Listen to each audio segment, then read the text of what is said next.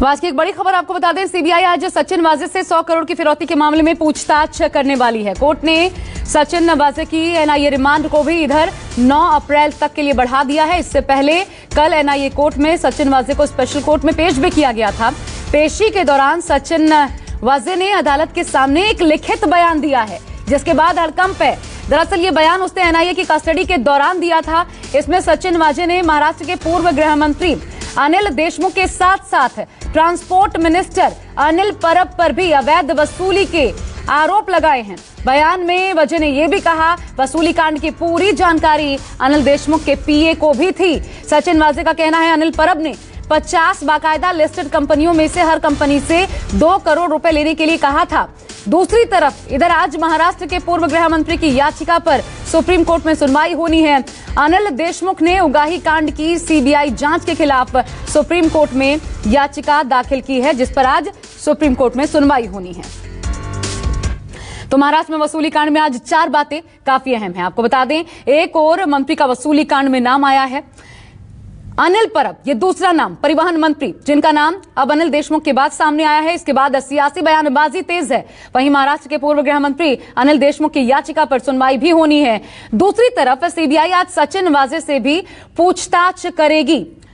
ये महत्वपूर्ण है। कल परमवीर सिंह से भी आपको बता दें पूछताछ हुई थी, एनआईए की तरफ से पूछताछ की गई थी और कुछ ऐसी बातें निकलकर सामने आई, कुछ ऐसे सवाल थे जिससे परमवीर सिंह काफी असहज हो गए थे। अब एक के बाद एक इधर एनआईए अपनी जांच कर रही है, इधर सीबीआई अपनी तरफ से जांच को आगे बढ़ा रही है, जिसके तहत आज वाजे से पूछताछ हो सकती है। और बहुत महत्वपूर्ण, ये जो नया लेटर बम सामने आया है, इसके बाद ये पूछताछ होने वाली है। मेरे साथ मेरे 2 सहयोगी इस वक्त जुड़ रहे हैं, दीपक दुबे मुंबई से और प्रभाकर मिश्रा दिल्ली से। सुप्रीम कोर्ट में क्योंकि सुनवाई होनी है, पहले दिल्ली का ही रुख कर लेते हैं। प्रभाकर, एक तो कितने बजे सुनवाई होनी है और दूसरा क्या कहा गया है याचिका में अनिल देशमुख की तरफ से? देखिए, ये उम्मीद की जा सकती है कि करीब 12 बजे के आसपास जस्टिस संजय किशन कौल की बेंच में सुनवाई करेगी इस मसले पर। और जो 2 याचिकाएं, एक तो अनिल देशमुख की तरफ से दायर की गई है और दूसरा महाराष्ट्र सरकार की तरफ से, दोनों याचिकाओं में करीब करीब बातें वही कही गई हैं। अनिल देशमुख ने जो याचिका लगाई है उसमें उन्होंने ये कहा कि उनका बिना पक्ष सुने हुए हाईकोर्ट ने आदेश पारित कर दिया, जिसमें हाईकोर्ट ने सीबीआई जांच का आदेश दिया। दूसरी बात उन्होंने ये भी कही है कि देश के इतिहास में शायद ये पहला मौका है जहां पर एक मंत्री को उसके बिना किसी तथ्यों के, बिना किसी सबूत के उसके खिलाफ जांच का आदेश दे दिया गया। और तीसरी महत्वपूर्ण बात ये कही गई है कि जिस तरह से राज्य में पुलिस जांच कर रही थी और उसके बावजूद भी हाईकोर्ट ने सीबीआई जांच का आदेश दे दिया, इसका मतलब कि राज्य में पुलिस व्यवस्था पर सुप्रीम कोर्ट ने हाईकोर्ट ने सवाल खड़ा किया है। राज्य सरकार ने ये बात कही है कि सीबीआई जांच का आदेश देने से कहीं न कहीं राज्य सरकार का जो अधिकार क्षेत्र है उसमें दखल हुआ है। चूंकि जो बाजे के जो लेटर बम जो था उसके बाद से राज्य सरकार ने जांच बैठा दिया था, हाईकोर्ट के रिटायर्ड जज ने जांच शुरू भी कर दी थी। तो यहाँ पर राज्य सरकार ने जो बात कही है वो ये कही है कि इस तरह से राज्य सरकार के अधिकार क्षेत्र में दखल है सीबीआई जांच के लिए इस मसले को देना। तो ये बातें सुप्रीम कोर्ट के सामने आज जब सुनवाई शुरू होगी 12 बजे के आसपास तो रखी जाएंगी। महत्वपूर्ण ये है कि देशमुख की तरफ से, अनिल देशमुख की तरफ से अभिषेक मनु सिंघवी और राज्य सरकार की तरफ से कपिल सिब्बल पेश होंगे, दलीलें रखेंगे। और चूंकि सीबीआई इस मामले में पार्टी है और इस मामले में चूंकि जिस आदमी ने पीआईएल देवाश्री पटेल ने हाईकोर्ट में पिटीशन लगाया था, पीआईएल लगाया था, तो उसकी तरफ से भी वकील पेश होंगे। तो यहाँ पर जो सीबीआई की तरफ से वकील पेश होंगे वो तुषार मेहता पेश हो सकते हैं, सॉलिसिटर जनरल। अटॉर्नी जनरल चूंकि क्वारंटीन है, उनके एक सहयोगी को कोरोना हो गया है, तो वो पेश होंगे, इसकी संभावना नहीं है। तुषार मेहता सरकार की तरफ से यानी कि सीबीआई की तरफ से पेश होंगे। तो सबकी निगाहें 12 बजे के आसपास कि सुप्रीम कोर्ट हाईकोर्ट के उस आदेश में, उस फैसले में दखल देता है या नहीं। क्योंकि अब चूंकि जांच भी शुरू हो गई है, जैसा हमारी रिपोर्ट में आप जो बता रही थी कि सीबीआई ने अपना काम शुरू कर दिया है और एक के बाद तमाम खुलासे हो रहे हैं। अब परिवहन मंत्री का भी नाम आ रहा है। तो ऐसे में देखना दिलचस्प होगा कि सुप्रीम कोर्ट क्या हाईकोर्ट के आदेश में दखल देता है या नहीं। और ये सारी बातें 12 बजे के आसपास जब सुनवाई शुरू होगी तब साफ हो पाएंगी। प्रभाकर, आती हूँ दोबारा आपके पास। दीपक का रुख करते हैं, मुंबई में बने हुए हैं। दीपक, अब एनआईए के सामने कल जो लेटर बम एक नया सचिन वाजे ने फोड़ा है, आज सीबीआई इधर सचिन वाजे से पूछताछ करेगी। क्या उसको आधार बनाकर भी पूछताछ की जा सकती है, भले वो लेटर बम एनआईए के सामने, एनआईए की कस्टडी में रखा गया? दूसरा, अनिल परब का जो नाम सामने आया है, इसके बाद कितनी गंभीर स्थिति है सरकार को लेकर के? क्या असहजता का सामना फिर एक बार करना पड़ सकता है?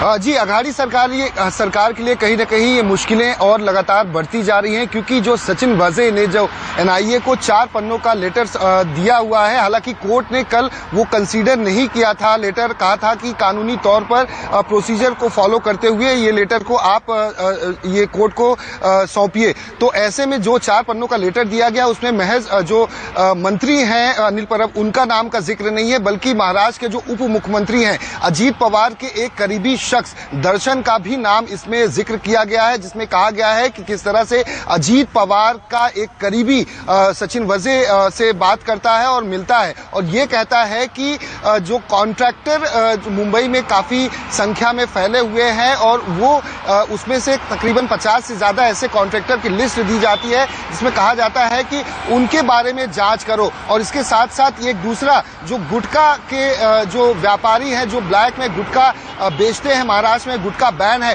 उनको लेकर भी 2 करोड़ रुपए की मांग की गई थी। तो एक तरफ अनिल परब के द्वारा मांग की गई थी सचिन वाजे से, सचिन वाजे ने लेटर में इस बात का जिक्र किया है, उप मुख्यमंत्री के करीबी का जिक्र किया है जिससे पैसे मांगे गए थे। तो इन तमाम जो आरोप लगाए गए हैं सचिन वाजे के द्वारा, पहले परमबीर सिंह के द्वारा महाराष्ट्र के गृह मंत्री पर आरोप लगाया गया, अब जाकर सचिन वाजे के द्वारा जो 4 पन्नों का लेटर दिया गया है वो कहीं ना कहीं अघाड़ी सरकार की मुश्किलें बढ़ाने वाला है। आपको बता दें, एनआईए कोर्ट के द्वारा सीबीआई को 2 दिन की पूछताछ की इजाजत मिली है, जहां पर सचिन वाजे से पूछताछ की जाएगी। आज से इसकी शुरुआत होनी है, जहां पर वाजे से पूछा जाएगा कि आखिर कितने लोगों ने, जो मंत्रियों के नाम सामने आ रहे हैं, कि आखिर किस तरह से आपसे पैसे की वसूली की मांग की गई थी। यहां तक कि नौकरी का भी हवाला दिया गया था कि अगर आप पैसे नहीं देंगे तो आपकी नौकरी खतरे में पड़ जाएगी। तो क्या महज अजीत पवार का वो करीबी शख्स और अनिल परब ही इसमें इन्वॉल्व है, जैसा कि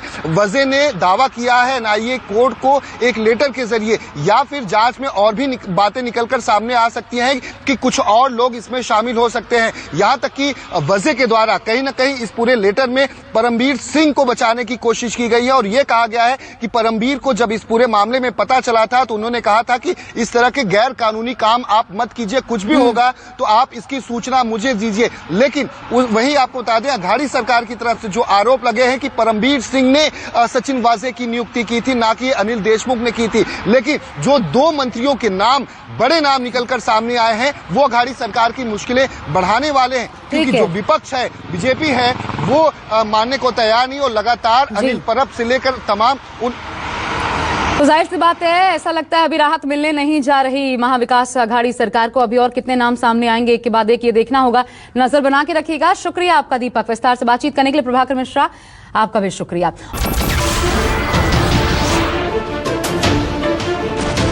नमस्कार, मैं हूं मानक गुप्ता।